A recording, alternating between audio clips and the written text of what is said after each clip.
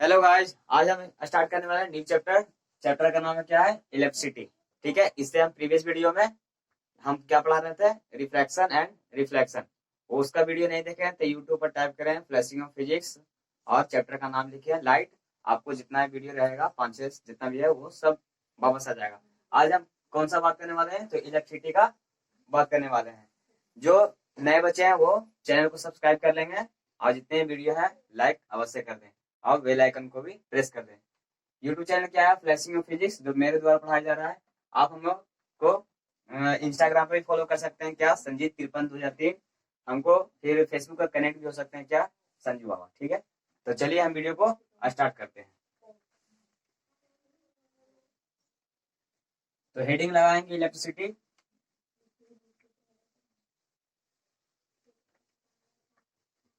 तो इलेक्ट्रिसिटी हमारे जीवन में ऐसे हो गया है जैसे बिना मोबाइल के। थोड़ा सा 1 घंटे के लिए लाइट चला जाए तो हम लोग क्या क्या सोचने लगते हैं कि आज मोबाइल चार्ज कैसे होगा, सोशल मीडिया पर कैसे ध्यान देंगे। इसमें सबसे पहले आता है क्या? करंट। इलेक्ट्रिसिटी में सबसे पहले क्या आता है? करंट। तो करंट होता क्या? करंट होता वो कि एक यूनिट सेकंड में, मतलब 1 सेकंड में है, चार्ज कितना फ्लो कर रहा है। 1 सेकंड में चार्ज कितना फ्लो करता है। ठीक है, तो क्या लिखेंगे? The rate of charge, the rate of charge flowing in per second. मतलब कि 1 सेकंड में कितना चार्ज फ्लो करता है जब हम एक बैटरी को कनेक्ट करते हैं किसी वायर से। ठीक है, तो इसका क्या, इसको हम डिनोट किससे करते हैं? इसको हम डिनोट करते हैं क्या है? Denoted by capital I. Current को हम किससे डिनोट करते हैं?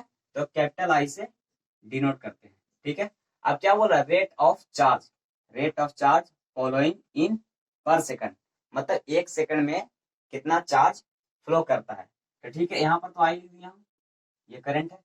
अब इसी से हम डिफिनेशन से ही फॉर्मूला को डिराइव कर सकते हैं। क्या बोल रहा है? Rate of charge. चार्ज का क्या होता है? चार्ज को हम ऐसे बोलते हैं कूलम में।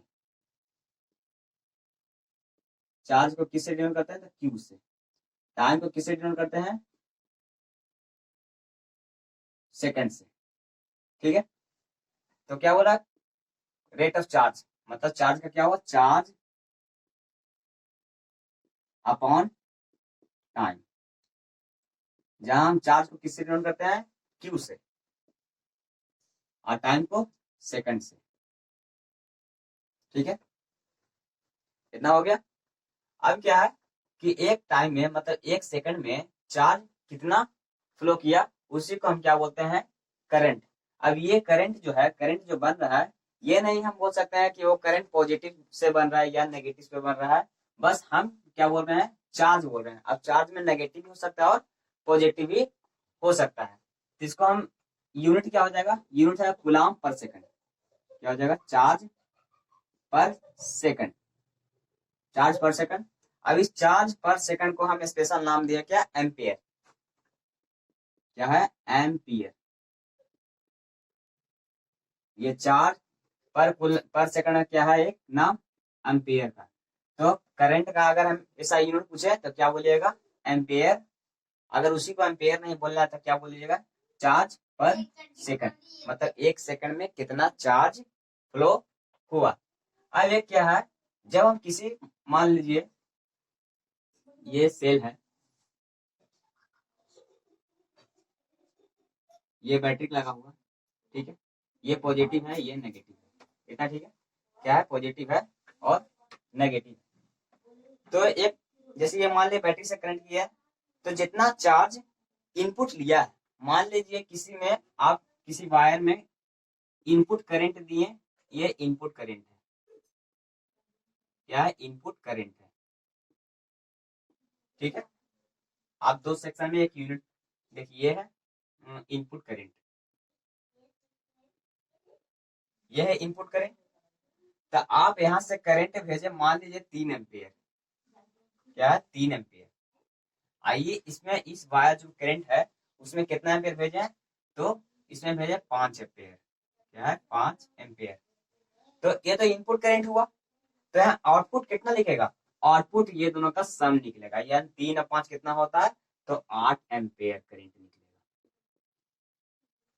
ठीक है, तो करंट में क्या होता है, input current, input current is equal to क्या होता है, आउटपुट करंट, आउटपुट करंट। या मान लीजिए कि आप कहीं करंट, आप कोई मान लीजिए इनपुट सिस्टम है, एक सर्किट कंप्लीट है, कंप्लीट सर्किट है, तो एक कंप्लीट सर्किट में आप इनपुट करंट मान लीजिए कितना भी दे रहे हैं, एक्स करंट आप इनपुट दे रहे हैं, तो मेरा आउटपुट भी कितना निकलेगा, एक्स ही करंट निकलेगा। इसका मतलब क्या हुआ, करंट बीच में कहीं भी बर्बाद नहीं है, डिस्ट्रॉय नहीं हुआ। क्या हुआ, जितना मेरा इनपुट करंट गया उतना मेरा आउटपुट करंट भी बाहर आया। इसमें क्या होता है, इनपुट करंट जो है वो किसके बराबर होता है, आउटपुट करंट के बराबर।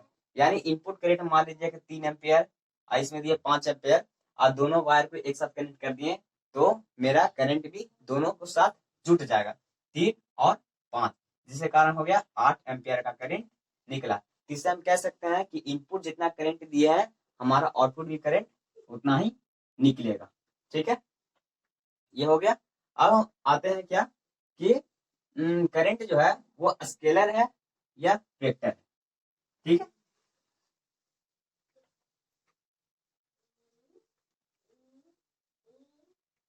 ठीक है, तो करंट हैव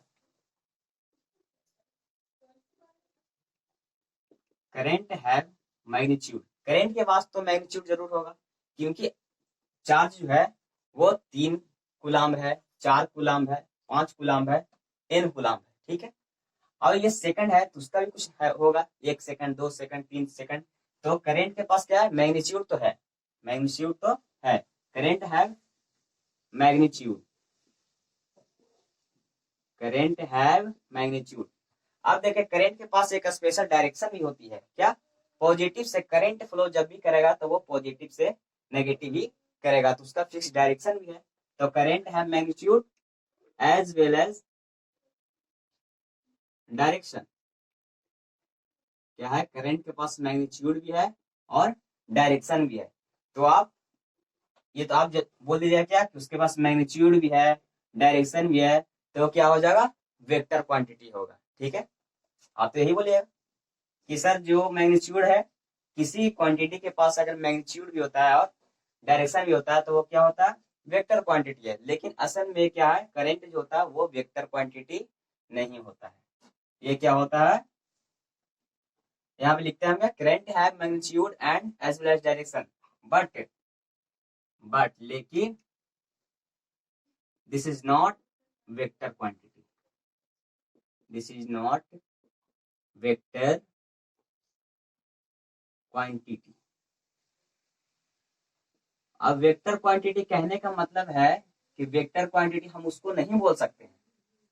वेक्टर क्वांटिटी कहने का मतलब ये नहीं है कि किसी क्वांटिटी के पास मैग्नीट्यूड होता, डायरेक्शन हो तो वो क्या होता है, वेक्टर क्वांटिटी। ऐसा कहना गलत हो जाएगा। लेकिन हम लोग क्या बोलते हैं, एक सिस्टम के अनुसार, क्लास के अनुसार हमको वो कहना अच्छा होता है कि जितना भी हम आगे पढ़ते जा रहे हैं वो कहीं ना कहीं एक जगह जाके फेल हो जाता है। तो इसलिए हम अभी फिलहाल में स्टैंडर्ड के हिसाब से, अभी 10 के स्टैंडर्ड के हिसाब से फिलहाल में इतना हम जानेंगे कि मैग्नीट्यूड और डायरेक्शन के पास, किसी क्वांटिटी के पास मैग्नीट्यूड है या डायरेक्शन है तो इसको हम वेक्टर क्वांटिटी कह सकते हैं। लेकिन अगर आगे स्टैंडर्ड क्लास में जाइएगा थोड़ा सा और आगे, तो आप ये कहना गलत हो जाएगा। क्यों, क्योंकि वेक्टर क्वांटिटी वही फॉलो करता है जिसका क्या बोलते हैं, पैरेलल लॉ फॉलो करता होगा। ठीक है, तो लेकिन ये फॉलो नहीं करता है। ठीक है, तो इसको हम वेक्टर क्वांटिटी नहीं बोलेंगे। ये क्या है, टेंसर क्वांटिटी है।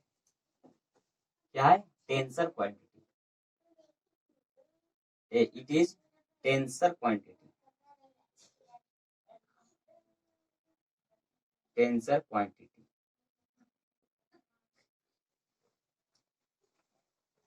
ठीक है, ये क्या, करंट क्या है, टेंसर क्वांटिटी है।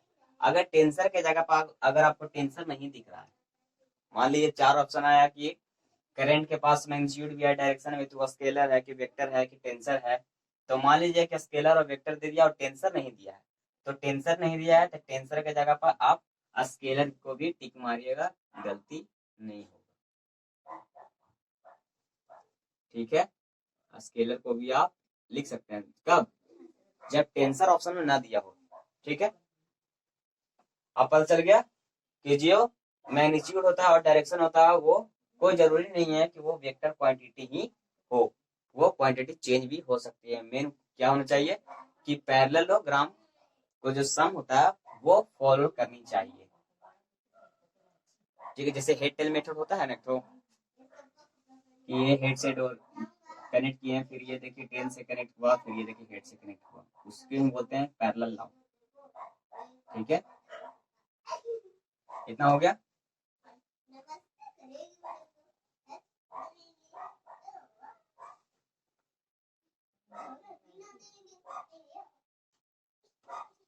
क्योंकि देखिए यहाँ पे क्या है, ये मान लीजिए कि 3 एम्पियर हम करंट दिए थे, इसमें हम 5 एम्पियर करंट दिए थे, तो देखिए ये दोनों मिलाकर क्या हुआ, 8 एम्पियर हो गया। क्या हुआ, 8 एम्पियर हो गया। तो ये क्या हुआ, देखिए तो सिंपली तो ऐड हो जा रहा है, ये सिंपली क्या हो रहा है, ऐड हो जा रहा है। तो ये तो स्केलर में ऐसा होता है, स्केलर में से होता है ना, सिंपली सिंपली हम किसी चीज को ऐड कर देते हैं। तो ये भी देखिए 3 और 5 हो गया 8 एम्पियर। तो ये तो क्या हुआ, ये तो सिंपली ऐड हो रहा है, इसको हम टेंसर के जगह पर स्केलर भी कह सकते हैं, लेकिन टेंसर रहेगा तो टेंसर को टिक मारिएगा, स्केलर को नहीं। हाँ, अगर टेंसर ना रहे तो आप स्केलर को भी टिक लगा सकते हैं। अब ये जो बोले हम, अब ये हेड टेल बताए थे, वो देखिए हेड टेल पैरेललोग्राम क्या होता है। तो जैसे देखिए 3 है, ये 4 है, तो अब क्या होता है वो, ये देखिए 5 आता है। तो ये देखिए 3 4 5, 3 4 यहाँ जोड़ना चाहिए, आना चाहिए 107, लेकिन यहाँ कितना है 5। तो क्या होगा, इसका हम रूट निकाले, इसको हम बोलते हैं पैरेलल मेथड। ठीक है, लेकिन ये करंट में ऐसा नहीं होता, ये सिंपली ऐड हो जाता है। तो इसी कारण से क्या होता है ना कि करंट जो है वो टेंसर क्वांटिटी होता है।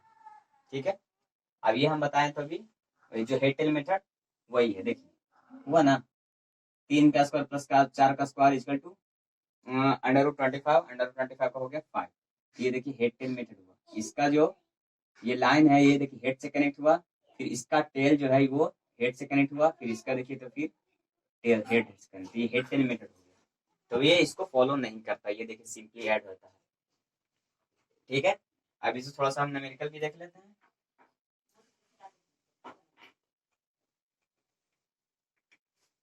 कितना हो गया,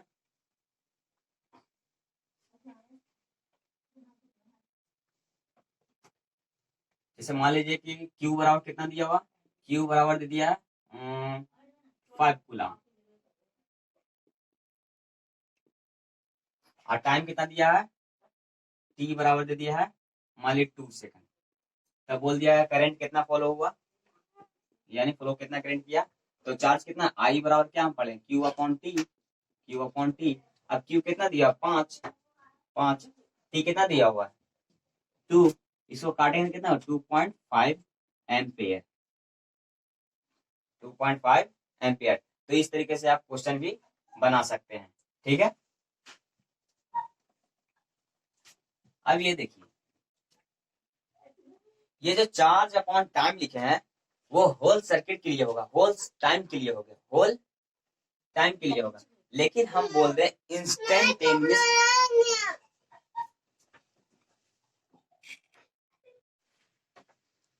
ठीक है, तो ये तो करंट जो है वो पूरा समय के लिए होगा, लेकिन अगर आपसे पूछ दे इंस्टेंटेनियस यानी कुछ समय में, यानी 3 सेकंड में, 4 सेकंड में करंट कितना है, यानी तीसरे सेकंड में करंट कितना है, तो वो होता है आई बराबर D Q upon D T. अब डी क्यू हम क्यों लगाए, क्योंकि ये लगाने का मतलब क्या है, इंस्टेंटेनियस, इंस्टेंटेनियस यानी इंस्टेंटेनियस कहने का मतलब क्या है, एकदम कम समय में, नैनो सेकंड के लिए। मान ली 1 सेकंड में वो वहां पे करंट कितना है किसी सर्किट में, जैसे मान लीजिए हम कोई सर्किट बनाए हैं, ये बैटरी से कनेक्ट है। तो हम जैसे यहाँ से करंट तो फ्लो कर रहा है, ठीक है, करंट क्या हुआ, फ्लो कर रहा है। तो हम पूछे ये कि ये फॉर्मूला आप लगाइएगा, तो ये किस लिए हो गया, पूरे समय के लिए होगा, यानी होल सर्किट के लिए हो गया और होल टाइम के लिए होगा। लेकिन हम आई बराबर D Q by D T किए हैं, तो क्या हो गया है, एक निश्चित समय में, यानी 3 सेकंड में कितना करंट है, 2 सेकंड में कितना करंट है, 5 सेकंड में कितना करंट है, वो होता है इंस्टेंटेनियस। तो ये इसको डिफ्रेंशिएट करना पड़ेगा, ठीक है। जो डिफ्रेंशिएशन हम लोग क्लास में स्टैंडर्ड के हिसाब से, ये डिफ्रेंशिएशन हम लोग क्लास में नहीं है। तो आप समझिए कितना क्या होता है, इंस्टेंटेनियस होता है D Q by D T, D Q by D T, ठीक है। अगर आप एग्जाम्पल भी देख सकते हैं, हम बना के दिखाते हैं, आप लोग ट्राई नहीं कीजिएगा, ठीक है। जैसे मान लीजिए चार्ज Q बराबर कितना दिया हुआ, 2t² प्लस 5t+1, ठीक है। तो देखिए Q और T में रिलेशन है, तो हमको I पूछा है, फाइंड करेंट एट T बराबर 1 सेकंड, T बराबर 1 सेकंड। तो I बराबर हम क्या पढ़े हैं, dq बाई dt, यानी टाइम के रिस्पेक्ट में डिफरेंशिएट करना। तो डिफरेंशिएट कर दिए, तो हम बोले थे क्या, x पे पावर n, क्या होता है डिफरेंशिएशन, होता है n x n-1, ठीक है। तो n है, तो n देखिए x पे पावर n, यानी x है और n पावर मतलब 1 टू इंफिनिटी, तो n को इधर लाइए और n में से घटा दीजिए। तो देखिए यहाँ पे 2 है, तो 2 इंटू 2 और टी पे पावर कितना है, 2 है, तो 2 माइनस 1 1 प्लस 5, ये तो कांस्टेंट है, कांस्टेंट का तो 0 होता है। अब देखिए 2 दूनी 4 और टी का वैल्यू कितना रखने के बोल रहा है, 1, तो 4 एकम प्लस 5, यानी बराबर कितना हुआ, 9 एम्पियर। यानी फर्स्ट सेकंड में करंट कितना है, 9 एम्पियर। तो देखिए इंस्टेंटेनियस पूछा है ना, कम समय के लिए पूछा है, तो कम समय के लिए पूछेगा तो आप ये फॉर्मूला का भी यूज कर सकते हैं, ठीक है। इतना हो गया, इसको नोट करें, हो गया ना।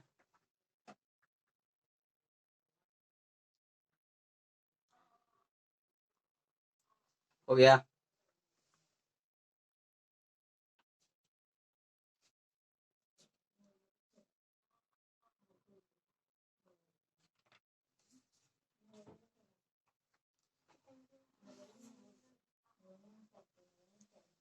मिटा दे।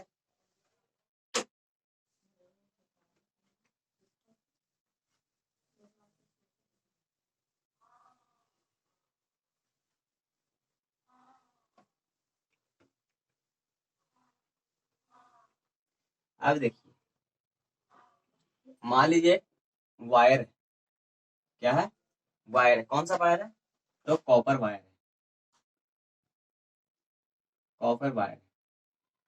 तो कॉपर वायर के अंदर क्या होगा, कुछ एटम्स होंगे, ये एटम्स मान लीजिए इस तरह से एटम्स कुछ होंगे, ये न्यूक्लियस है, ठीक है। अब इलेक्ट्रॉन जो है वो घूम रहा है, इलेक्ट्रॉन जो है वो घूम रहा है,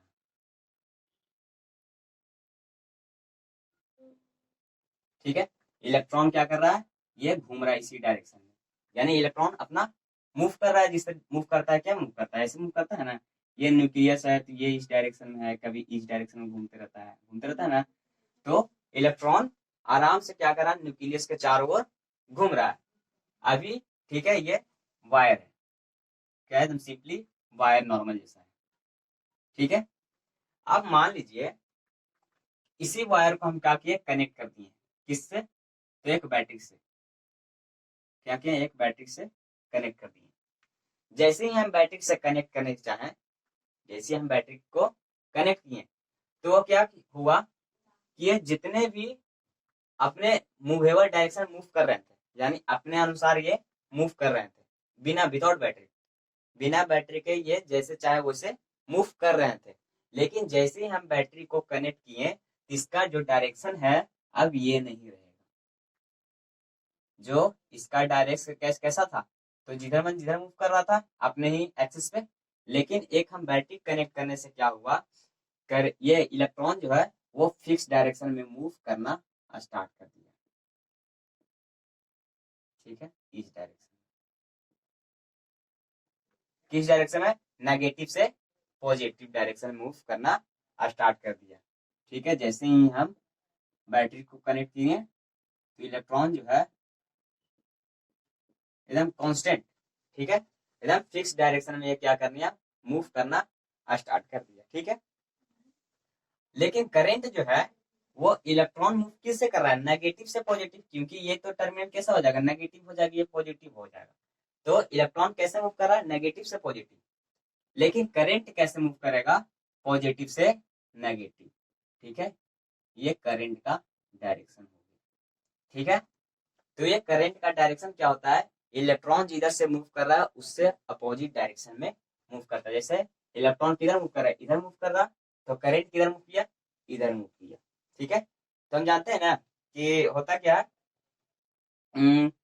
जैसे क्या बोलते हैं, करंट जो है वो अपोजिट डायरेक्शन में मूव किया, यानी हाइयर पोटेंशियल से लोअर पोटेंशियल की तरफ करंट क्या करता है, मूव करता है। ठीक है ना, तो यही होता है कंपेयर, ये करंट जो है किस डायरेक्शन में मूव करता है, तो करंट जो मूव करता है पॉजिटिव से नेगेटिव, और इलेक्ट्रॉन किधर से मूव करता है, नेगेटिव से पॉजिटिव।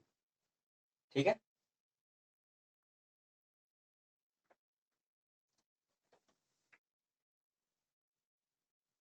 करंट तो हो गया। अब आता है बच्चों potential difference. Potential difference, potential difference,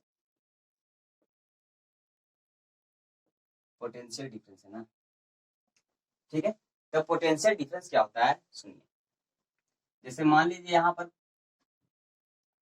कोई घर है, ठीक है, और एक यहाँ पर भी कोई घर, ठीक है, इसका पोजीशन मान लीजिए ए, इसका पोजीशन मान लीजिए बी, और यहाँ पर मान लीजिए कोई वस्तु रखा हुआ है, ठीक है, जिसको हम डिनोट किया है क्यू से। क्या डिनोट किया है, क्यू से। पोटेंशियल डिफरेंस समझिएगा क्या है, एक ये घर है जिसका ए पोजीशन है, और एक ये घर है जिसका पोजीशन ये है। अब इस चार्ज को, ये जो बॉक्स रखा हुआ है, इसको हमको इस प्लेस तक ले जाना, यानी प्लेस बी तक हमको ले जाना है, प्लेस बी तक हमको ले जाना है। तो प्लेस बी तक हमको ले जाने के लिए क्या होगा, कुछ हमको वर्क करना पड़ेगा। ठीक है, वर्क करना पड़ेगा, और वर्क करने के लिए इस पर हमको फोर्स अप्लाई करना पड़ेगा। आखिर ये जैसे ये यहाँ से यहाँ हमको जाना है, किसी ऑब्जेक्ट को ले जाना है, तो क्या करेंगे, उस पे ऑब्जेक्ट पे हमको क्या करना है, वर्क करना पड़ेगा। और वर्क करने के लिए फोर्स अप्लाई करना जरूरी है।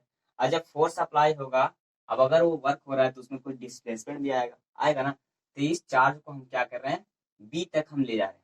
तो बी तक ले जाने में एक एक चार्ज यानी एक कूलाम, मान लीजिए एक एक पेटी, ठीक है, एक पेटी जो चार्ज ले जाने में हमको कितना वर्क लग रहा है, हाउ मच वर्क। ठीक, कितना वर्क हमको लगेगा, यानी हमको कितना काम करना पड़ेगा इस बॉक्स को हम यहाँ से यहाँ तक उठाने में।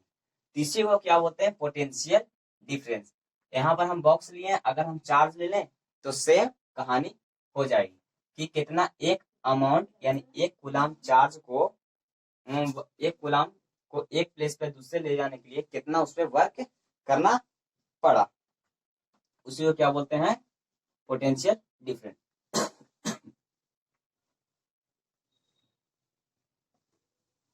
ठीक है, क्या बोलते हैं, पोटेंशियल डिफरेंस। तो यहाँ पे लिखेंगे the work done, the work done,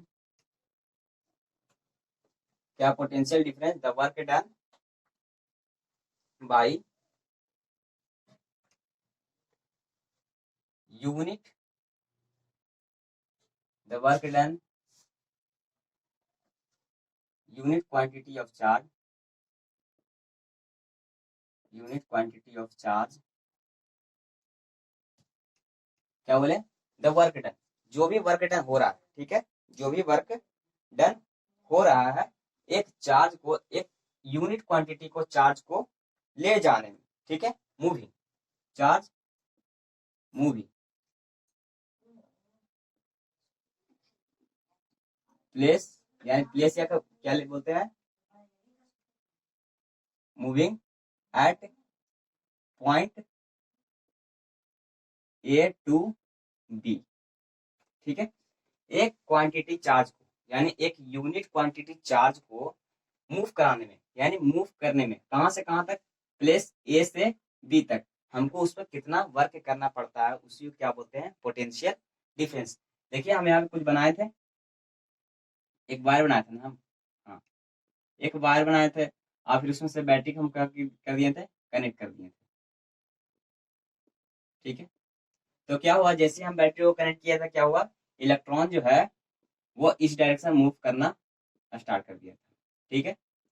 तो जब इधर से मूव करना स्टार्ट कर दिया होगा तो जाहिर सी बात है यहाँ का कंसंट्रेशन ज्यादा हो जाएगा, तो कुछ यहाँ का कंसंट्रेशन कम होगा, हाँ मेंटेन रहेगा, मेंटेन तो यहाँ से घूम के जा रहा था, वास्तव में यही जाएगा, लेकिन अगर पहले यहाँ से हमको निकला है तो पहले तो कुछ ना कुछ तो यहाँ तो डिफरेंस आएगा ना, यहाँ का कंसंट्रेशन बढ़ जाएगा, यहाँ का कंसंट्रेशन घटेगा, तो ये क्या हुआ, पोटेंशियल डिफरेंस क्रिएट हुआ ना, डिफरेंस मतलब क्या हुआ, कहीं ना कुछ ना कुछ कमी आना, चलिए यहाँ से इलेक्ट्रॉन जो है वो निकला, ठीक है, और निकलने के बाद जा तो रहा है, लेकिन यहाँ से पहले निकलना स्टार्ट किया है, तो कुछ ना कुछ तो पोटेंशियल डिफरेंस आएगा ही ना, यहाँ कुछ ज्यादा चार्ज हो जाएगा, यहाँ कुछ कम हो जाएगा, जब तक पोटेंशियल डिफरेंस होगा नहीं, जब तक करंट पास होगा नहीं, क्योंकि सेम पोटेंशियल में करंट पास होता ही नहीं है, तो पोटेंशियल आना जरूरी है, और जरूर क्यों आया पोटेंशियल डिफरेंस, क्योंकि चार्ज का फॉलो हुआ, तो क्या लिखा है, the work done by unit quantity of charge moving at point A to B. अब ये जो चार्ज है, बट चार्ज मूव एट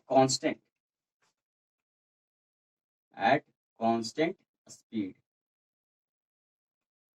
अब देखिए यहाँ पे क्या है, हम क्या बोले कि आप चार्ज को तो मूव हो रहा है, चार्ज मूव हो रहा है, लेकिन चार्ज मूव होता है तो क्या कांस्टेंट स्पीड पे होना चाहिए क्योंकि अगर कांस्टेंट स्पीड पे नहीं होगा तो फिर बात जो है कुछ और हो जाएगी, लेकिन अभी जो पोटेंशियल डिफरेंस क्रिएट जो होता है वो क्या होता है, एक कांस्टेंट स्पीड पे होता है, उसका चार्ज मूव करता था वो कांस्टेंट स्पीड पे होता है, कांस्टेंट स्पीड कहने का मतलब उसमें काइनेटिक एनर्जी समझिए कि ना के बराबर, काइनेटिक एनर्जी क्या है समझिए कि ना के बराबर है, ठीक है, तो उसको हम बोलेंगे पोटेंशियल डिफरेंस।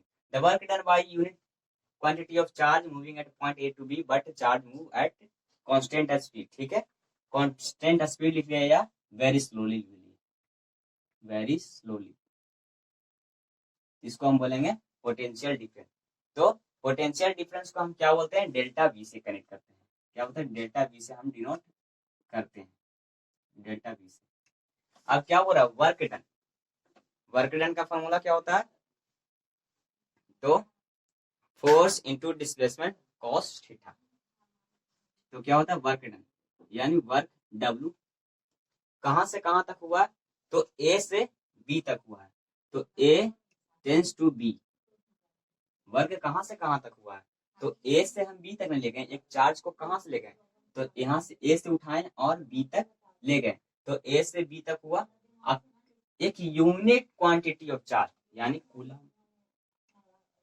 यानी एक कूलम चार्ज को कहां से कहां मूव करने में, एक प्लेस से मूव करने में दूसरे प्लेस तक मूव करने में कितना वर्क लगा, उसी को क्या बोलते हैं, potential difference.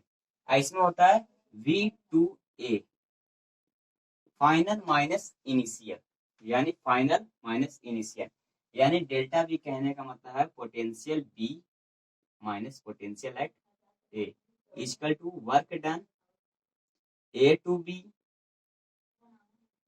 Quantity of charge, ठीक है, ये होता है पोटेंशियल डिफरेंस। जैसे ये एक पॉइंट है, ठीक है, ये इसका पॉइंट ए है, ये पॉइंट बी है, तो यहाँ से हम एक कूलाम चार्ज को यानी 1 कूलाम है ना, 1 कूलाम चार्ज को यहाँ तक मूव किए, यहाँ तक हम मूव किए। तो मूव करने में कितना वर्क डन, कुछ ना कुछ लगा होगा। तो वर्क एक्सटर्नल कितना हो गया, ए टू बी, यानी ए से हम बी तक वर्क किए। अब ए से हम कुछ चार्ज को यहाँ से उठाकर यहाँ ले जाएंगे, तो यहाँ का कंसर्न ये क्या होगा, पोटेंशियल थोड़ा घटेगा। तो डेल्टा भी क्या हुआ, फाइनल, क्योंकि यहाँ से चार्ज यहाँ जा, जाहिर सी बात है कि यहाँ का पोटेंशियल कम होगा, यहाँ का पोटेंशियल ज्यादा हो जाएगा। तो V माइनस 2A, ठीक है, डेल्टा V। अब वही डेल्टा V को हम क्या कर दिए हैं, यानी V से तो potential at V minus potential at A equal to work done कहां से कहां तक, तो A से B तक, एक यूनिट क्वांटिटी ऑफ चार्ज। तो यूनिट क्वांटिटी ऑफ चार्ज ये हो गया, ठीक है। अगर हमको यूनिट लिखना है तो वर्क डन का क्या होता है, न्यूटन, फोर्स का क्या होता है, जूल, ठीक है ना। तो जूल, वर्क डन का क्या होता है, एक फोर्स का क्या होता है, फोर्स इनटू डिस्प्लेसमेंट। तो फोर्स का होता है न्यूटन, एस का होता है डिस्प्लेसमेंट, और ये दोनों को मिलाकर होता है जूल। तो जूल पर कूलम हो जाएगा, जूल पर कूलम। और जूल पर कूलम को हम क्या बोलते हैं, वोल्ट बोलते हैं। क्या बोलते हैं, वोल्ट। जूल पर कूलम को क्या बोलते हैं हम, वोल्ट बोलते हैं, ठीक है। तो हमको ऐसा यूनिट क्या हो जाएगा, वोल्टेज का ऐसा यूनिट क्या हो जाएगा, यानी पोटेंशियल डिफरेंस का वोल्ट होता है एसआई यूनिट, वोल्ट, ठीक है। यहाँ तक हो गया।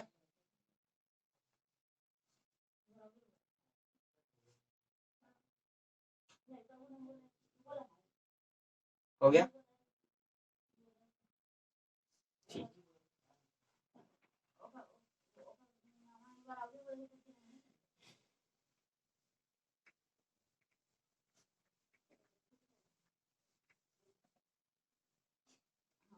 अभी क्या पोटेंशियल डिफरेंस का हम क्या बताएं,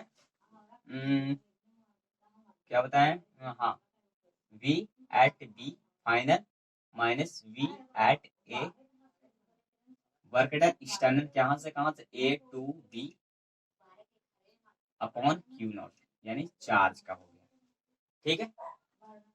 तो हम कुछ न्यूमेरिकल करवाते हैं।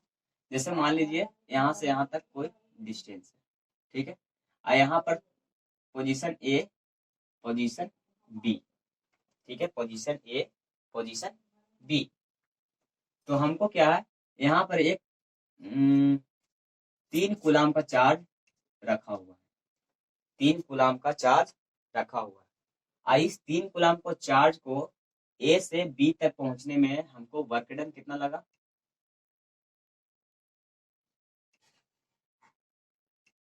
वर्क डन मान लीजिए लगा कितना, 7 जूल। क्या है, 7 लगा,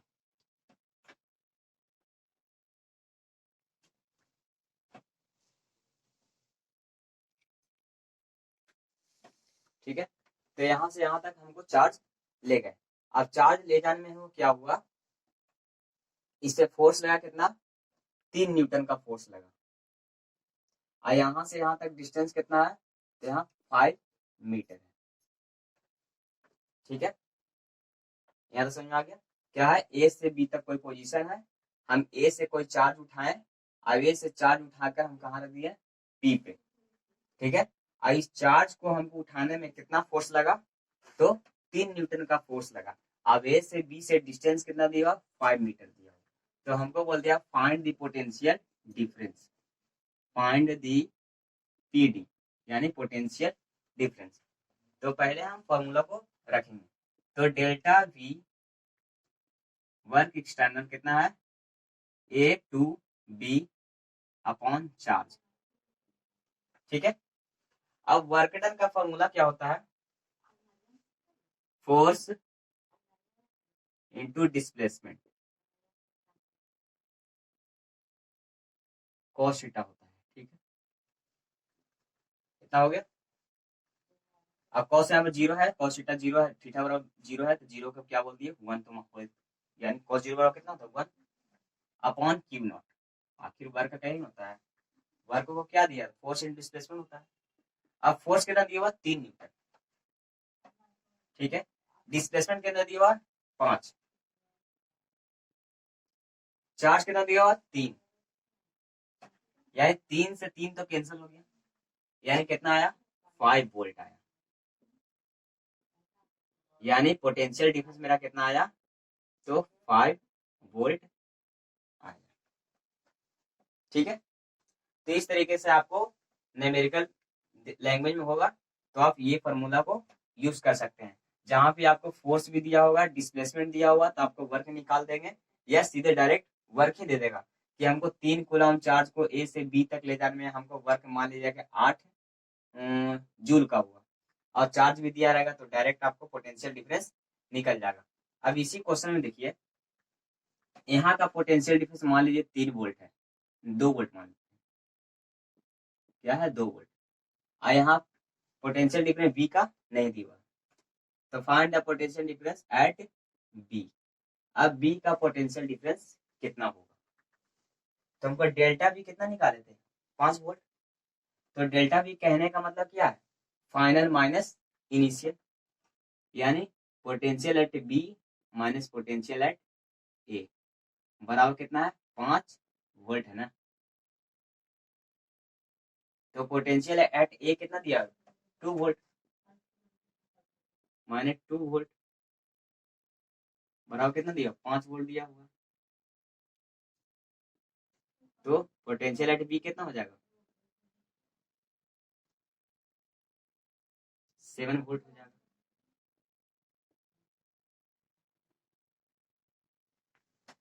हो गया 7 वोल्ट।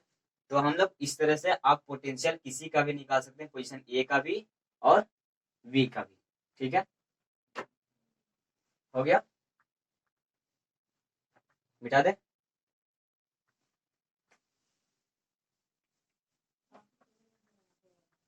आपको करंट समझ में आ गया, पोटेंशियल डिफरेंस भी आ गया।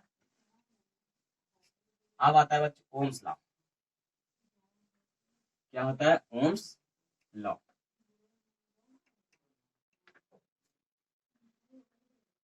इसको मिटा देता हूं, O H M, Ohm's law.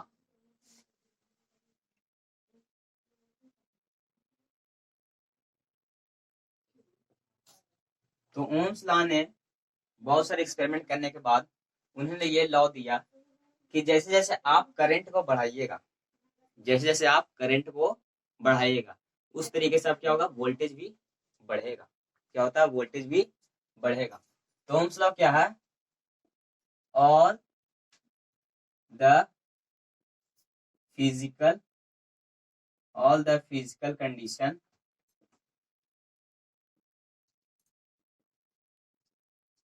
all the physical condition are remain same। Same कहने का मतलब है जितने भी फिजिकल कंडीशन होंगे, फिजिकल कंडीशन में क्या होगा, टेम्परेचर हो जाएगा,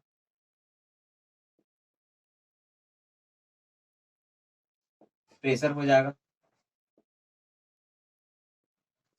ये सब हो जाएगा ईटीसी। यानी कहने का मतलब क्या है कि अगर टेम्परेचर, प्रेशर या और कुछ, यानी जितने भी फिजिकल कंडीशन होंगे वो क्या होंगे, सेम होंगे। फिजिकल कंडीशन का मतलब ये सब चेंज नहीं होनी चाहिए, क्या होता है, ये सब सेम रहेगा, यानी रिमेन कांस्टेंट रहेगा। तो भी का जो होता है वोल्टेज जो है वो किस पे प्रोपोर्शनल होगा, आई पे होगा। यानी आपको ये सब फिजिकल कंडीशन अगर सेम है किसी वायर का या किसी उस इन्वायरमेंट में, अगर फिजिकल कंडीशन सेम है, जैसे टेम्परेचर, प्रेशर और कुछ भी जो भी होता है फिजिकल कंडीशन वो सेम है, तो पोटेंशियल डिफरेंस जो होता है वो किस पर प्रोपोर्शनल होता है, करंट आई पे, ठीक है। लेकिन अगर फिजिकल कंडीशन सेम नहीं हुआ तो कहानी क्या होगी वो हम थोड़ी देर में बताएंगे। लेकिन अगर टेम्परेचर, प्रेशर सेम है तो पोटेंशियल डिफरेंस जो होता है वो करंट पर प्रोपोर्शनल होता है। जैसे जैसे करंट को बढ़ाइएगा, यानी करंट बढ़ेगा, आई बढ़ेगा, तो पोटेंशियल डिफरेंस भी क्या होगा, बढ़ेगा, ठीक है। तो भी directly proportional to current I. कब? जब सारा फिजिकल कंडीशन क्या हो, सेम हो। अब ये प्रोपोर्शनल को हटाने के लिए क्या हम लगाते हैं, एक कांस्टेंट लगाते हैं जिसका नाम है आर। ठीक है, इस आर का नाम है क्या, रेजिस्टेंस। रेजिस्टेंस। अब ये रेजिस्टेंस जो हम लाए हैं उसका भी एक अलग प्रॉपर्टी है। ये अपने आप में क्या है, एक हीरो है। क्या है ये, खुद अपने आप में हीरो। ये क्या है, इसका अलग प्रॉपर्टी है। ये कहता है कि हम करंट को जाने ही नहीं देंगे। देखो, उसी के साथ जुड़ भी रहा है लेकिन उसी को करा कि हम जाने भी नहीं देंगे। तो क्या होता है, ओम्स लॉ यही होता है कि अगर फिजिकल कंडीशन सारा सेम रहे जिसमें हम इलेक्ट्रिसिटी पास करा रहे हैं, तो हाँ अगर फिजिकल कंडीशन सेम रहे, जैसे फिजिकल कंडीशन क्या, टेम्परेचर भी हो गया कांस्टेंट, प्रेशर भी कांस्टेंट हो गया, तो पोटेंशियल डिफरेंस होता है वो डायरेक्टली प्रोपोर्शनल होता है करंट आई का। ठीक है, अब करंट यहाँ पे प्रोपोर्शनल को हमको हटाना है, तो प्रोपोर्शनल को हटाने के लिए एक हम कांस्टेंट लगा दिए आर। ठीक है, कांस्टेंट आर। ठीक है, अब ये कांस्टेंट आर जो है, रेजिस्टेंस जो है, इसका अलग एक प्रॉपर्टी है। अब ये कहता है क्या, कि हम करंट को पास नहीं होने देंगे। ठीक है, लेकिन ऐसा होगा नहीं, करंट पास हो जाएगा लेकिन ये थोड़ा सा ऑब्जेक्शन डालेगा। ठीक है, तो ये होता है ओम्स लॉ, लेकिन वैलिड कब है, जब फिजिकल कंडीशन सेम रहेगा। ठीक है, अगर देखिए, अगर मान लीजिए फिजिकल कंडीशन सेम नहीं है, मान लीजिए कि टेम्परेचर को आप बढ़ा दिए, टेम्परेचर को आप बढ़ा दिए, तो फिजिकल कंडीशन तो बढ़ भी रहा है, कभी घट रहा है, कभी बढ़ रहा है, कभी घट रहा है, ये तो कांस्टेंट रहेंगे। तो क्या होता है, कंडक्टर में होता है, जैसे यहाँ पे कंडक्टर है ना, कंडक्टर के पास कितना होता है, 10⁻29 फ्री इलेक्ट्रॉन होते हैं। फ्री इलेक्ट्रॉन होते हैं कितना, तो पर मीटर क्यूब में, पर मीटर क्यूब में, यानी 1 मीटर क्यूब में 10⁻29 फ्री इलेक्ट्रॉन होते हैं। अब फ्री इलेक्ट्रॉन है तो मतलब वो पूरी तरह से फ्री है, उसको वो सोचता है क्या, कि हमको एनर्जी कहीं से मिले कि हम यहाँ से छोड़ के चले जाए। तो जैसे ही आपने टेम्परेचर, यहाँ पर क्या है, वायर है, कॉपर वायर है, मस्त इलेक्ट्रॉन क्या कर रहा है, मूव कर रहा है। आप टेम्परेचर को बढ़ा दिए, टेम्परेचर बढ़ गया, टेम्परेचर बढ़ने से क्या हुआ, इलेक्ट्रॉन को एनर्जी मिल गई। ठीक है, टेम्परेचर को बढ़ने के साथ एक इलेक्ट्रॉन को एनर्जी मिल रही है। अब इलेक्ट्रॉन को एनर्जी मिल रही है, तो सभी इलेक्ट्रॉन को एनर्जी, कभी किसी को ज्यादा भी मिल रहा होगा, किसी को कम भी मिल रहा होगा, तो ये सोचता है क्या, कि सबसे पहले हम निकले, सबसे पहले हम निकले। तो क्या होता है, एक दूसरे में कोलाइड करना स्टार्ट कर देता है। ठीक है, कोलाइड करना स्टार्ट, अभी भी कोलाइड कर रहा है, बिना टेम्परेचर को भी थोड़ा कोलाइड करता है, लेकिन आप टेम्परेचर बढ़ा दिए तो कोलाइड फास्टली हो गया। यानी पहले धीरे धीरे मस्त कोलाइड हो रहा था, अगर टेम्परेचर बढ़ा दे तो एकदम जिक जिक जिक जिक पूरी तरह से क्या हुआ, कोलाइड करना स्टार्ट हो गया। अब कोलाइड करने का जब स्टार्ट हो गया, तो वहां पे टाइम भी कम गया। अब यहाँ से यहाँ तक जाने में उसको 2 सेकंड लग रहा था, आपने एनर्जी दिया तो यहाँ से यहाँ जाने में उसको 21 सेकंड लगा, तो टाइम भी क्या हुआ, कम गया। और टाइम कम गया तो क्या होगा, क्या जब टेम्परेचर बढ़ाएगा तो कभी कभी डिक्रीज होगा, कभी कभी इंक्रीज होगा, यानी सेम एनर्जी किसी को नहीं मिल रही है। मान लीजिए कि ये घर है, अब ये गेट है, तो ये आप गेट खोलिएगा तो थोड़ी ना, इसको कोई आदमी कोना में भी है, कोई इस कोना में है, कोई दरवाजे के पास है, कोई इस कोना में है, कोई बीच में है, तो सभी एक बार दरवाजा से कैसे आ सकते हैं। ठीक है, जो पीछे रहेगा उसको, इसका लास्ट में आएगा, तो इसमें इसी तरह से एनर्जी भी होती है, जो पहले ये सरफेस पे है तो उसको एनर्जी ज्यादा मिल रहा है, जो बीच में है उससे थोड़ा उसके बाद मिला, और जो लास्ट में तो उसको तो लास्ट में मिलेगा। तो क्या होता है, टेम्परेचर बढ़ने से कोलाइड बढ़ता है, कोलाइड बढ़ने से रिलैक्सेशन टाइम भी बढ़ेगा, घटेगा, और रिलैक्सेशन टाइम बढ़ता है तो रेजिस्टेंस का वैल्यू ऑटोमेटिक कम जाता है। ठीक है, तो ये होता है, टेम्परेचर कांस्टेंट नहीं रखेगा तब पोटेंशियल डिफरेंस, ये कोई जरूरी नहीं है कि करंट बढ़ने से वो बढ़ेगा, घट भी सकता है। इसलिए हम यहाँ बोले हैं कि जितना फिजिकल कंडीशन हो सेम होना चाहिए, तभी ये वैलिड है। ठीक है, अगर आपको एग्जाम में ओम्स लॉ आ जाता है तो आप ऐसे लीजिएगा कि all physical condition are remain same, all physical condition are remain same. आइए, फिजिकल कंडीशन क्या क्या होता है, टेम्परेचर, प्रेशर और भी है, वो लिख दीजिएगा।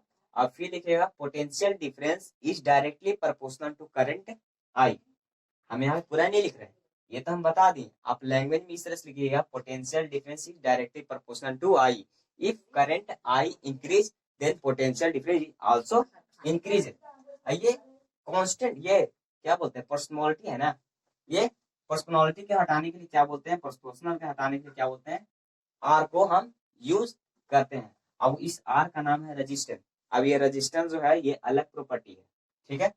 तो ओम्स लॉ का फॉर्मूला क्या हुआ, V equal to R I या I R, both are same, ठीक है। आप समझ में आ गए टेम्परेचर बढ़ने से क्या होता है। अब देखिए वोल्टेज का जो पोटेंशियल डिफरेंस बताएं उसका दो फॉर्मूला हो गया, एक तो डेल्टा V हो गया क्या, वर्क एक्सटर्नल एक्सटर्नल वर्क बटे क्वांटिटी ऑफ चार्ज, ठीक है। एक होता है V equal to I R, जहां पे आई का आर का वैल्यू क्या हो जाएगा, देखिए अब हम ग्राफ से समझाते हैं, ठीक है। यहाँ है पोटेंशियल डिफरेंस, ये है करंट आई, ये क्या है पोटेंशियल डिफरेंस, ये है करंट आई, यहाँ समझ आ गया, ये आ गया, यहाँ तक आ गया आपको। अब देखिए क्या हो रहा है, जैसे जैसे करंट बढ़ाइएगा वैसे पोटेंशियल डिफरेंस बढ़ेगा, तो करंट बढ़ रहा है, करंट बढ़ रहा है, तो देखिए पोटेंशियल डिफरेंस क्या बढ़ रहा है, ऑटोमेटिक बढ़ते जा रहा है।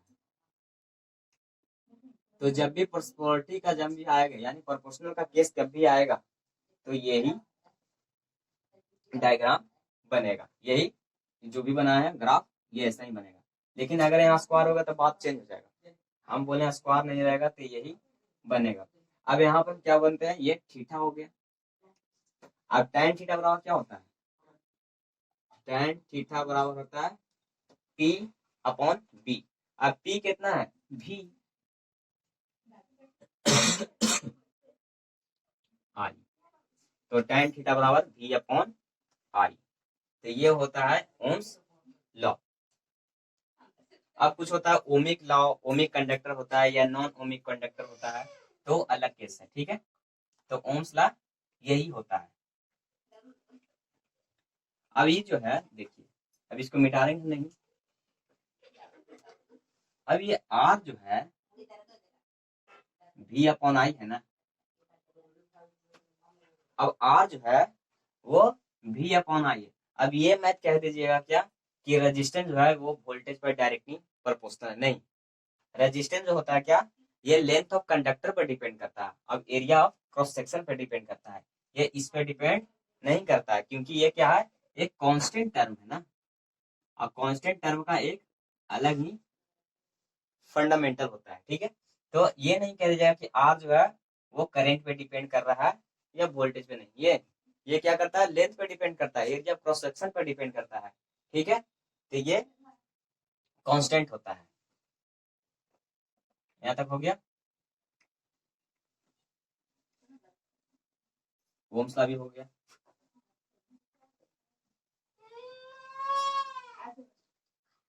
अब आता है combination of resistance, combination of resistance. पहले रेजिस्टेंस क्या है ये बता देते हैं।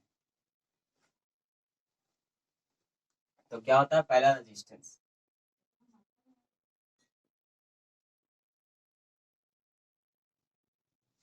क्या होता है रेजिस्टेंस, हम बताए थे क्या, कि रेजिस्टेंस के पास एक ऐसी प्रॉपर्टी होती है कि वो करंट को फॉलो करने से यानी बहने से रोकता है, कहता है कि नहीं हम नहीं जाने देंगे। क्या होता है, रेजिस्टेंस के पास एक ऐसा प्रॉपर्टी होता है कि वो ऑब्स्ट्रक्ट करता है, यानी या ऑब्स्ट्रक्ट करता है मतलब करंट को हम पास होने नहीं देंगे। तो resistance have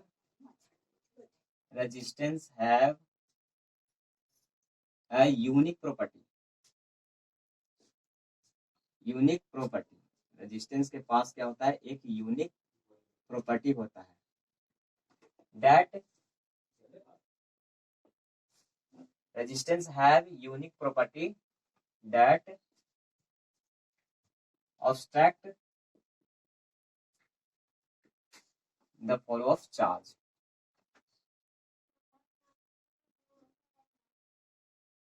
obstruct the flow of charge। क्या होता है, रेजिस्टेंस के पास एक ऐसी यूनिक प्रॉपर्टी होते हैं कि वो क्या करता है, चार्ज को फ्लो होने से रोकता है। और जब चार्ज फ्लो होगा, यानी चार्ज को फ्लो होना बंद कर देगा वो रेजिस्टेंस, तो करंट भी क्या हो जाएगा, स्टॉप हो जाता है। तो resistance have a unique property that obstruct the flow of charge, then decreases current flow. ठीक है, तो ये होता है। रेजिस्टेंस के बाद एक ऐसी यूनिक प्रॉपर्टी होती है कि वो क्या करता है, चार्ज को फ्लो होने से यानी रोकता है। कहता है कि हम तुमको पास होने नहीं देंगे, लेकिन चार्ज भी क्या होता है, एक उसके पास भी एनर्जी थोड़ा आ देती तो भी तो कुछ ना कुछ पावर दिखाएगा, लेकिन फिर भी वो चार्ज फ्लो करता है। लेकिन यही होता है, करंट क्या करता है, वो थोड़ा सा अब्जॉर्ब करता है, कहता है कि जाने तो देंगे लेकिन हमको कुछ ना कुछ चाहिए। तो वो क्या करता है, करंट को, बहुत सारी एनर्जी को क्या करता है, अब्जॉर्ब कर लेता है और बेकार कर देता है। तो रेजिस्टेंस का यही काम है, क्या, बेकार करना एनर्जी का, यानी डिस्ट्रॉय कर देता है, क्योंकि कहता है कि हम जाने तो देंगे लेकिन हमको कुछ ना कुछ एनर्जी चाहिए। तो ये होता है रेजिस्टेंस। अब रेजिस्टेंस का रेजिस्टेंस आर बराबर क्या था, वी अपॉन आई, यानी वोल्ट पर एम्पियर। अब वोल्ट पर एम्पियर को क्या बोलते हैं, ओम्स से हम डिनोट करते हैं, ओम। इसके वो क्या बोलते हैं, ओम। क्या बोलते हैं, ओम। क्या बोलते हैं, ओम। अब ओम नाम क्यों पड़ा, क्योंकि क्या, जो ओम्स ला बताया तो वो साइंटिस्ट का नाम था। अब उसके बदले में हम उपयोग किया है, यानी प्रोपोर्शनल के जगह उपयोग किए हैं, तो क्या किए, इसको हम ओम्स के नाम से जानते हैं। ठीक है, तो ये जो होता है वो कांस्टेंट होता है। ये किस पे डिपेंड करेगा, length and area of cross section पे। तो ये रेजिस्टेंस आपको समझ में आ गया। अब आता है क्या, कॉम्बिनेशन ऑफ रेजिस्टेंस। कॉम्बिनेशन अब रेजिस्टेंस को हम किस किस टाइप से लगा सकते हैं, यानी कॉम्बिनेशन कर सकते हैं। Combination of resistance, combination of resistance, यानी रेजिस्टेंस को हम कैसे कॉम्बिनेशन कर सकते हैं। थोड़ा कैमरे में तो नजर नहीं आ रहा है, थोड़ा बड़ा दिखते हैं। COMBINAT, combination of resistance. ठीक है, यानी रेजिस्टेंस को किस किस तरह से हम कॉम्बिनेशन कर सकते हैं। तो पहला कॉम्बिनेशन हम कर सकते हैं सीरीज में, सीरीज कॉम्बिनेशन हो सकता है।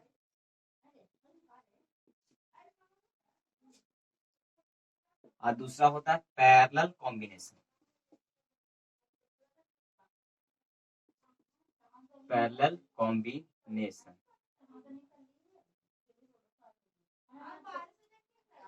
क्या होता है, पैरेलल कॉम्बिनेशन, यानी रेजिस्टेंस को हम यानी दो तरीके से हम कॉम्बिनेशन कर सकते हैं। पहला सीरीज कॉम्बिनेशन, और दूसरा हम क्या करते हैं, पैरेलल कॉम्बिनेशन भी हम कर सकते हैं। अब सीरीज कॉम्बिनेशन में क्या होगा, पैरेलल कॉम्बिनेशन में क्या होगा, ये 2 मिनट आप थोड़ा सा रुक जाइए, आप कॉपी में नोट करते रहिएगा। ठीक है, यहाँ तक हो गया ना। अब सीरीज में क्या होता है ना, सीरीज में क्या होगा, सीरीज कॉम्बिनेशन था ना, सीरीज कॉम्बिनेशन में क्या होगा, करंट सेम होगा, करंट क्या होगा, कांस्टेंट होगा या सेम होगा, और सेम डिग्री। यानी सीरीज कॉम्बिनेशन में करंट क्या होगा, सेम होगा, और पोटेंशियल डिफरेंस क्या होता है, वो वेरी करेगा। यानी पीडी लेते हैं, पोटेंशियल डिफरेंस वेरी। यानी सीरीज कॉम्बिनेशन में करंट क्या होता है, सेम होता है, और पोटेंशियल डिफरेंस क्या होगा, वो वेरीज करते रहेगा। जैसे मान लीजिए यहाँ पर कोई हम सर्किट बनाया है,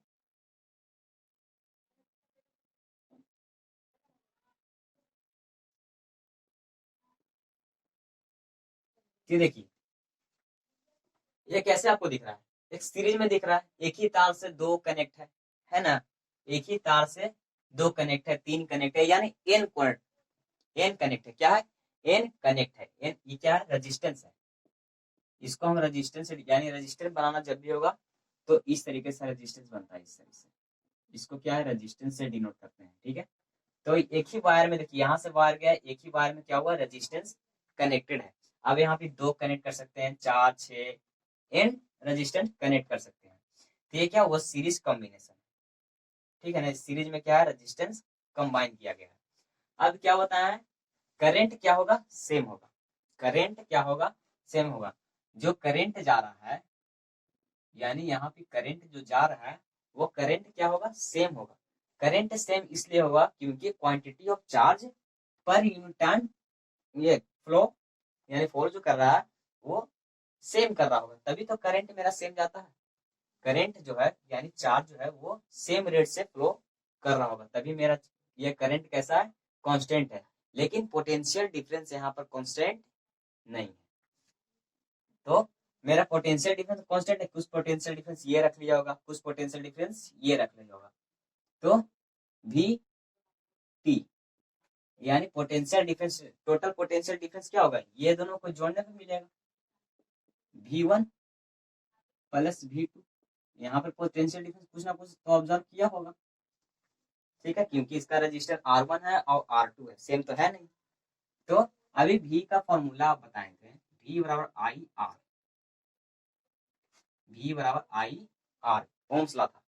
अब V टोटल की जगह ये आप फॉर्मूला का पुट कीजिए, तो V बराबर क्या होगा? आई आर इक्विवेलेंट दिया था यहाँ पे, इक्विवेलेंट बराबर सेम यही केस लगेगा, आई आर 1 प्लस आई आर 2। अब यहाँ पे आई 1 क्यों लगाए, आई 2 क्यों लगाए? क्योंकि करंट क्या है? सेम है, तो करंट मेरा भी यहाँ सेम है। अब इसमें से देखिए आई आई कॉमन ले सकते हैं, तो आर इक्वेलेंट बराबर R1 plus R2 dot dot dot dot plus RN। ठीक है, अब यहाँ से ये फॉर्मूला हो गया, क्या हो गया? आर इक्विवेलेंट निकालने का फॉर्मूला हो गया। कैसे निकालें? एक सीरीज में हम एन रेजिस्टेंस कनेक्ट किए, एन रेजिस्टेंस। अब करंट सेम है लेकिन पोटेंशियल डिफरेंस सेम नहीं है, तो V इक्विवेलेंट यानी टोटल पोटेंशियल डिफरेंस बराबर क्या होगा? सब पोटेंशियल को जोड़ना पड़ेगा, तो V1 प्लस V2 प्लस यहाँ पे देते हैं dot dot dot dot VN जोड़ना पड़ेगा। अब V का फॉर्मूला आप लगाए थे, V equal to I R Ohm's law था, ये ना था, तो यहाँ पे I इंटू आर इक्विवेलेंट। ठीक है, अब यहाँ पे सेम है, V equal to I R 1 I R 2 plus dot dot dot dot I R N. अब देखिए आई कांस्टेंट है, तो आई यहाँ से कॉमन लिए, आई यहाँ से कॉमन लिए और काट दिए, तो आर इक्विवेलेंट मेरा कितना हो गया? R1 plus R2 plus R3 plus dot dot dot dot R N तक। तो जब भी आपको सीरीज में ये रेजिस्टेंस कनेक्ट रहे, जब भी ये सीरीज में रेजिस्टेंस कनेक्ट रहे तो क्या होता है? रेजिस्टेंस इक्विवेलेंट कुछ दिया तो वो डायरेक्ट क्या कीजिए? सम कर दीजिए, डायरेक्ट सम कर दीजिए। तो ये होता है सीरीज कॉम्बिनेशन।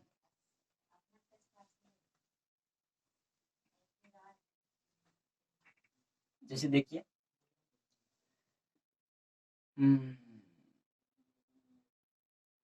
ठीक है, मान लीजिए यहाँ कितना दिया है? 10 वोल्ट दिया है, 10 वोल्ट दिया है, करंट इसमें 2 एम्पियर का करंट दिया है। ये रेजिस्टेंस का वैल्यू मान लीजिए 5 ओम, पहला रेजिस्टेंस का वैल्यू 5 ओम, दूसरा रेजिस्टेंस क्या है? 5 ओम नहीं, हाँ 5 ओम, ये दे दिया 3 ओम। अब बोल दिया find the equivalent resistance, find the equivalent resistance. ठीक है, इक्विवेलेंट रेजिस्टेंस पूछा है, तो हम जानते हैं कि ये रेजिस्टेंस कैसे कनेक्ट है? सीरीज में कनेक्ट है, डायरेक्ट कुछ नहीं कीजिए, ये फॉर्मूला को आप पुट डाउन कर दीजिए।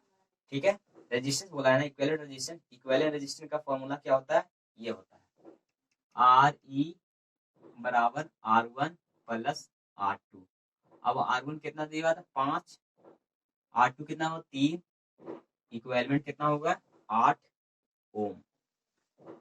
इक्विवेलेंट रेजिस्टेंस कितना हो गया 8 ओम। कुछ मत कीजिए, डायरेक्ट पुट कीजिए ये वाला, ठीक है। अब सेकंड केस में क्या आएगा, अब इसमें से देखिए आर इक्विवेलेंट दे देगा, दो में से यहाँ आर का वैल्यू कुछ एक गायब कर देगा तो आप निकाल ही लेंगे, ठीक है। तो आर इक्विवेलेंट बराबर क्या होता है R1 प्लस R2।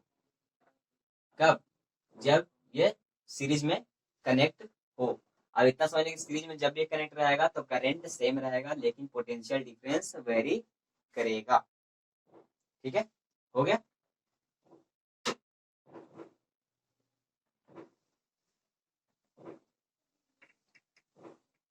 अब आता है पैरेलल कॉम्बिनेशन।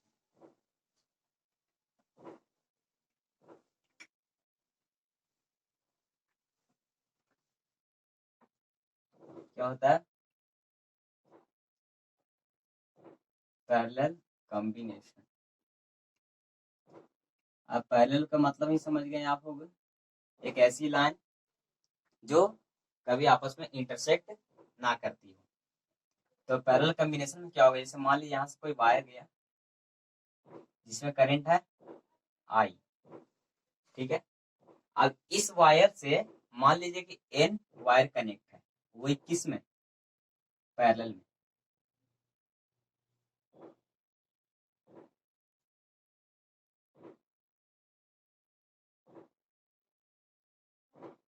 ठीक है, ये एक वायर से 4 वायर कनेक्ट है। अब ये चारों वायर को क्या किया है, यहाँ से फोल्ड कर दिया है, फिर यहाँ से बाहर निकल दिया, ठीक है। अब ये कैसा है, पैरेलल कॉम्बिनेशन। देखिए रजिस्टेंस क्या है, पैरेलल में दिख रहा है ना, क्या है पैरेलल में है। तो देखिए ये करंट निकला, करंट निकला।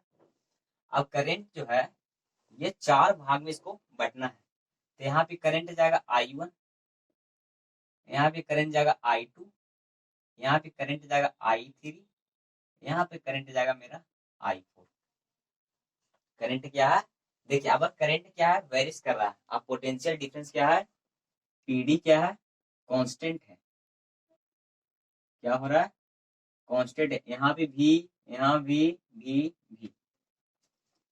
ठीक है।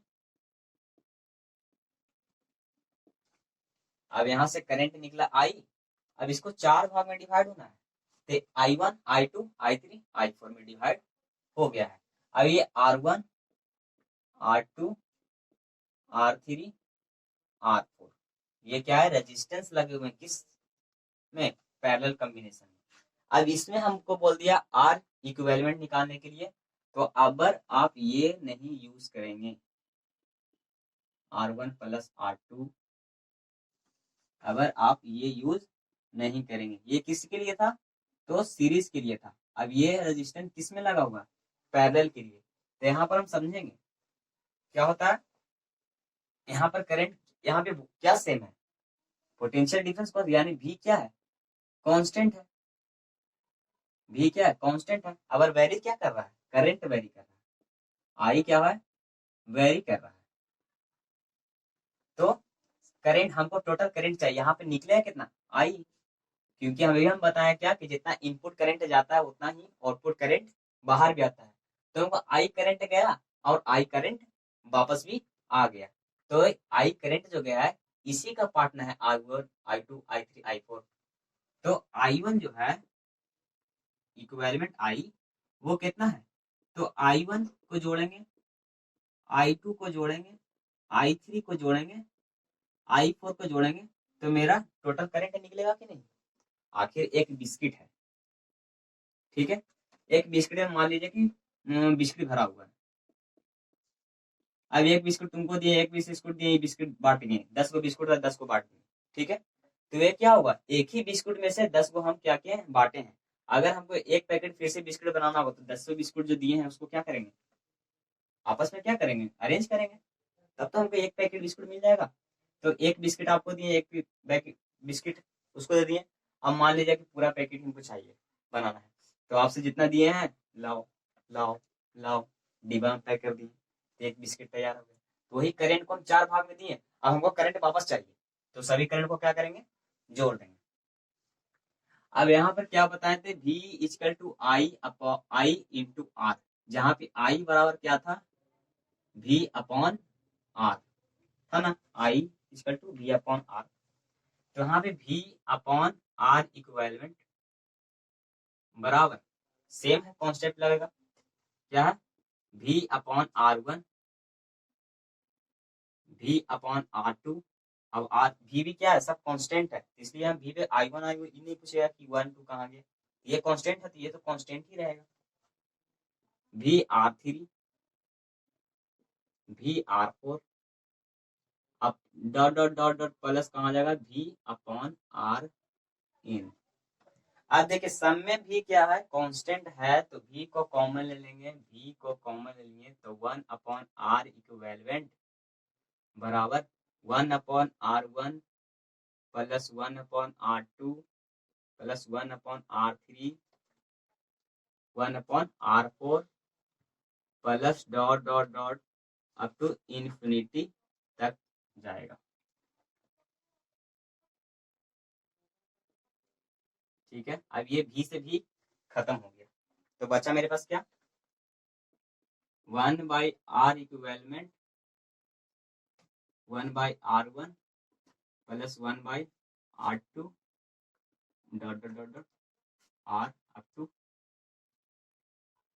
1 बाई आर एंटर। तो ये क्या हुआ, ये पैरेलल में हो गया। क्या हुआ, अगर सीरीज में दिया हुआ रहा तो ये लगाइएगा R one plus R two plus R three dot dot up to enter, लेकिन यही रेजिस्टेंस क्या हुआ, पैरेलल में लग गया है, तो यहाँ पे क्या होगा, आर इक्विवेलेंट क्या हो जाएगा, R one R two 1 by R one plus 1 by R two plus 1 by R N तक लेगा। ठीक है, तो इस पर न्यूमेरिकल हम अगले वीडियो में बताएंगे, ठीक है ना, लेकिन अभी हम समराइज कर लेते हैं क्या क्या हम लोग पढ़ें। ठीक है, थोड़ा सा समराइज कर लेता हूँ, क्या बताएं, पहला था करंट, समराइज में जल्दी जल्दी, करंट का क्या होता है, डिनोट करते हैं हम आई से, क्या करते हैं हम आई से डिनोट करते हैं, इसका फॉर्मूला क्या होता है, तो चार्ज चार्ज अपॉन टाइम, जहाँ पे चार्ज को हम डिनोट करते हैं क्यू से और टाइम को सेकंड से, इसका यूनिट क्या होता है, तो यूनिट हम क्या बताए थे, एम्पेयर। अब एम्पेयर को क्या करता है, करंट को मेजर करने के लिए एम्पेयर का एमीमीटर होता है। एमीमीटर क्या होता है, एक ऐसा डिवाइस है जो करंट को क्या करता है, मेजर करता है, क्या है, एमीमीटर क्या करता है, मेजर करता है। कौन करता है करंट का मेजर, तो करता है एमीमीटर। ठीक है, क्या करता है, एमीमीटर क्या करता है, करंट को क्या करता है, मेजर करता है, और किस में देता है, तो एम्पेयर में वो देता है। ठीक है, करंट का हो गया। अब क्या बताए थे, पोटेंशियल डिफरेंस यानी पीडी बताए थे, तो इसका क्या होता है, भी नहीं, पोटेंशियल डिफरेंस क्या बताया था, डेल्टा वी ना, डेल्टा वी वर्क एक्सटर्नल कहां से कहां तक, ए टू बी तक, कहां, पर चार्ज यानी पर कूलम चार्ज में, तो जहां पे डेल्टा वी क्या था, वी क्या था, final minus initial equal to work external कहां से कहां तक, तो ए से बी तक अपॉन चार्ज, क्या है, ये था पोटेंशियल डिफरेंस। उसके बाद आया क्या, ओम्स लॉ आया। ओम्स लॉ में क्या बताया कि सभी फिजिकल कंडीशन सेम रहे, जैसे प्रेशर हो गया, टेम्परेचर हो गया, अगर ये सब सेम है तो वोल्टेज जो है वो किस पे डायरेक्टली प्रोपोर्शनल है, करंट पे प्रोपोर्शनल है। ठीक है, अब इस प्रोपोर्शनल को हटाने के लिए क्या लगाते हैं, आर का उपयोग हम करते हैं। अब आर जो है इसको हम क्या बोलते हैं, रेजिस्टेंस बोलते हैं, आर को क्या बोलते हैं, रेजिस्टेंस बोलते हैं। अब ये रेजिस्टेंस का एक अलग प्रॉपर्टी है, क्या करता है, करंट को यानी चार्ज को फ्लो होने से रोकता है। अब हमको देखे थे कि रजिस्टर को किस किस में कनेक्ट कर सकते हैं, तो पहला आता है सीरीज में कनेक्ट करते हैं, इसको रेजिस्टेंस को हम किस तरीके से हम कनेक्ट कर सकते हैं, तो सीरीज में सीरीज कॉम्बिनेशन हो गया, फिर हो गया पैरेलल कॉम्बिनेशन हो गया,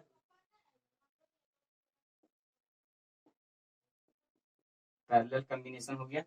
और सीरीज में कॉम्बिनेशन यानी सीरीज कॉम्बिनेशन में आर इक्विवेलेंट कैसे निकालते हैं, तो आर इक्विवेलेंट बराबर क्या होता है, सिंपली आप ऐड कर दीजिए R1 plus R2 plus R3 up to dot dot infinity Rn तक।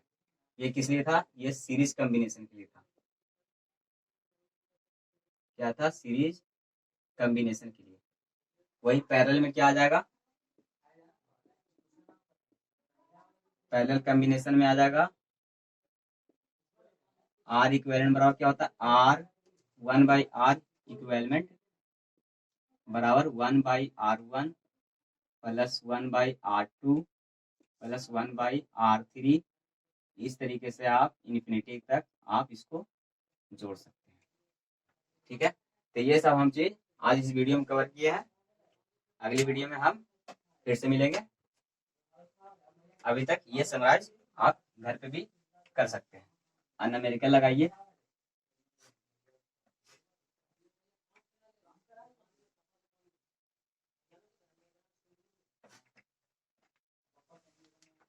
ठीक है, नेक्स्ट वीडियो में फिर मिलते हैं।